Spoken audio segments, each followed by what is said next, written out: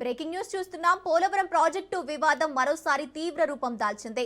Polavaram phase 2 పనులపై తెలంగాణ ప్రభుత్వం అభ్యంతరం వ్యక్తం చేసింది.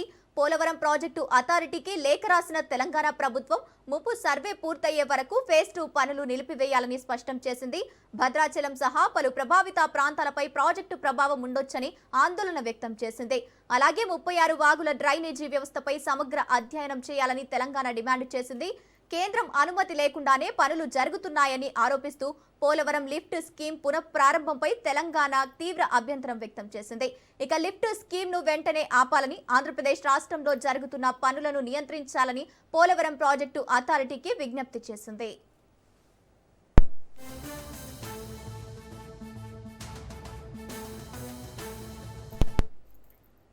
పోలవరం ప్రాజెక్టు వివాదం మరోసారి తీవ్ర రూపం దాల్చింది. పోలవరం ఫేజ్ 2 పనులపై తెలంగాణ ప్రభుత్వం అభ్యంతరం వ్యక్తం చేసింది. రైట్గా ఇదే అంశానికి సంబంధించి పూర్తి డీటెయిల్స్ మా ప్రతినిధి సునీల్ ఫోన్ ద్వారా అందిస్తారు.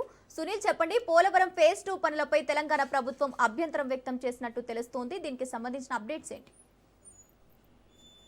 పోలవరం లిఫ్ట్ స్కీమ్ ను వెంటనే ఆపాలంటూ కూడా తెలంగాణ రాష్ట్ర ప్రభుత్వము ప్రాజెక్ట్ అథారిటీకి లేఖ రాయడం జరిగింది. అయితే ప్రధానంగా పోలవరం ఫేజ్ 2 పనులపై ఇప్పటికే అనేక సార్లు తెలంగాణ రాష్ట్ర ప్రభుత్వము అభ్యంతరం వ్యక్తం చేసినప్పటికీ కూడా ఫేజ్ 2 పనుల్లోని అటు ఆంధ్రప్రదేశ్ ప్రభుత్వము నిర్వహిస్తూనే ఉంది. ఇప్పటికే 7 ముంపు గ్రామాలకు సంబంధించినటువంటి సర్వే పనులు ఇంకా పూర్తి కాలేదు. దానికి సంబంధించినటువంటి వివాదం ఇంకా అటు సెంట్రల్లో కేంద్రంలో ఉన్నప్పటికీ కూడా కావాలని అటు ఆంధ్రప్రదేశ్ ప్రభుత్వము ఎలాంటి అనుమతి లేకుండా, అంటే కేంద్రం అనుమతి లేకుండా ఈ యొక్క పనులను ఫేజ్ 2 పనులను ప్రారంభిస్తుంది. కాబట్టి వీటి వెంటనే నిలుపుదల చేసే విధంగా ఆదేశాలు ఇవ్వాలంటూ కూడా అటు పోలవరం ప్రాజెక్ట్ అథారిటీ టీపీకి లేఖ కూడా రాయడం, టీపీఏకి లేఖ కూడా రాయడం జరిగింది. భద్రాచలం సహా ప్రాంతాలపై కూడా తీవ్ర ఆందోళన వ్యక్తం చేస్తున్నారు. 36 వాగులు డ్రైనేజీ ప్రభావం అధ్యయనం చేయాలని కూడా గతంలో డిమాండ్ చేశారు. దీనివల్ల తెలంగాణ లిఫ్ట్ స్కీమ్ పునఃప్రారంభంపై కూడా తెలంగాణ రాష్ట్ర ప్రభుత్వంపై అనేక సార్లు ఫిర్యాదు చేసినప్పుడు కూడా ఆంధ్రప్రదేశ్ ప్రభుత్వం పట్టించుకోకుండా కేంద్రం అనుమతి లేకుండా ఈ యొక్క ఫేజ్ 2 పనులను లిఫ్ట్ స్కీమ్ పనులను తీసుకుంది. నియంత్రించాలంటూ కూడా అటు పోలవరం ప్రాజెక్టు అథారిటీ చైర్మన్ అధికారికి కూడా తెలంగాణ రాష్ట్ర ప్రభుత్వం లేఖ రాసింది. మరి లేఖ సంబంధించిన విషయంపై ఏ విధంగా స్పందిస్తుందని కూడా చూడకపోవచ్చు.